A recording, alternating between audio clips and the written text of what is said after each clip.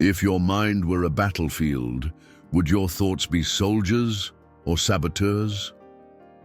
That question haunted James, a once promising young man whose life was quietly crumbling under the weight of his own thoughts. On the outside, he looked like anyone else, jeans, hoodie, earbuds in, but inside there was chaos. His mind was a never-ending storm, overthinking every decision, regretting the past, fearing the future. Every moment of stillness became a moment of attack. He wasn't always like that. Just 2 years earlier, James had graduated near the top of his class. A scholarship, a dream job offer, a future his parents were proud of. But somewhere along the way, the noise began. First, it was small, doubts about whether he deserved his success. Then constant replaying of past conversations. Then the endless what-ifs that wrapped themselves around his confidence like a noose. He started skipping deadlines. Friends drifted. His inbox was full of unread emails, most of which he couldn't even open without his heart racing. He'd stare at the ceiling for hours, paralyzed, not from laziness, but from exhaustion, mental exhaustion.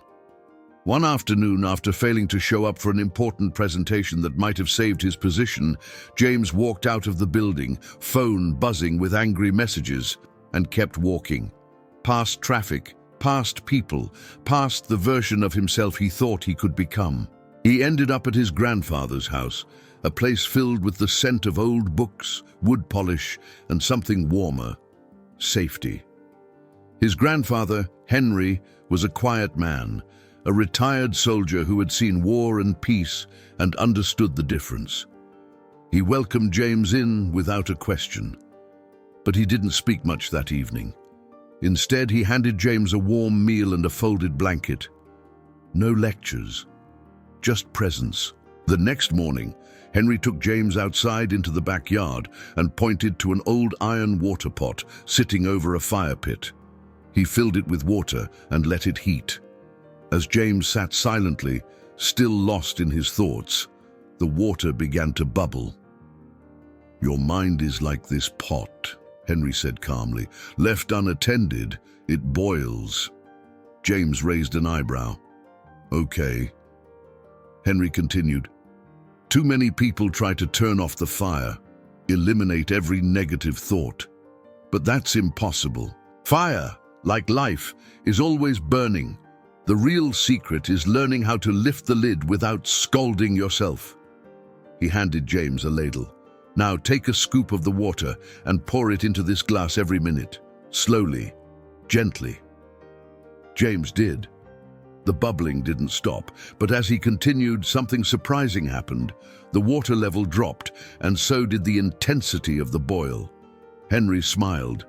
Routine, attention, stillness. That's how you manage the storm. Over the next few weeks, Henry introduced James to simple routines: walking barefoot in the grass every morning, journaling 3 honest thoughts before breakfast, 10 minutes of breathing with eyes closed at sunset. No phone, no noise, just presence. Each act, small as it seemed, was like scooping water from the boiling pot. James protested at first. "What difference does this make? My problems are still out there." Henry only nodded. "But they're no longer in here," he said, gently tapping his temple.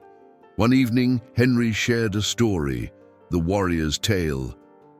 "There once was a warrior," he began, "whose greatest enemy was not on the battlefield, but in his mind.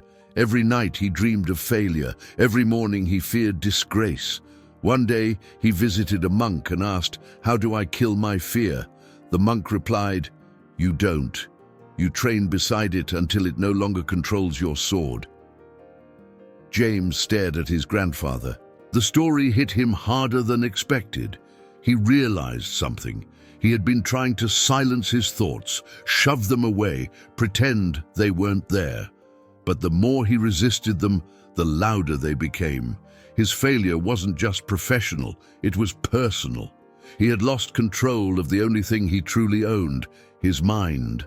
That night, James made a vow, not to eliminate his thoughts, but to train them. He built a strict, yet gentle routine, morning movement, focused journaling. Reading one page of something ancient, Marcus Aurelius, Lao Tzu, or a line from Rumi. He made a thought log, writing down every repetitive or wasteful thought and challenging it with a question. Is this useful? Is it true? Is it kind? It wasn't easy. There were days he fell back, days when anxiety returned like an old enemy. But he kept showing up, kept scooping the boiling water, kept sitting with his thoughts until they no longer screamed, just whispered. Eventually, they listened. Months later, James returned to the city, not with a perfect mind, but with a trained one. He got a smaller job, nothing fancy, but he showed up every day without fail. His thoughts still wandered, but now he had tools. He built systems to refocus. He treated distractions like smoke, not the fire, and he spoke about mental stillness to others, the way his grandfather once spoke to him. James had discovered that the battlefield of the mind isn't won in one grand moment, but in small daily victories, and the greatest of them, the choice to respond with stillness instead of reacting with noise. Life lesson.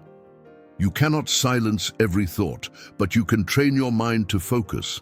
Your thoughts are not facts, they're just habits, and just like muscles, they can be retrained through small, consistent action.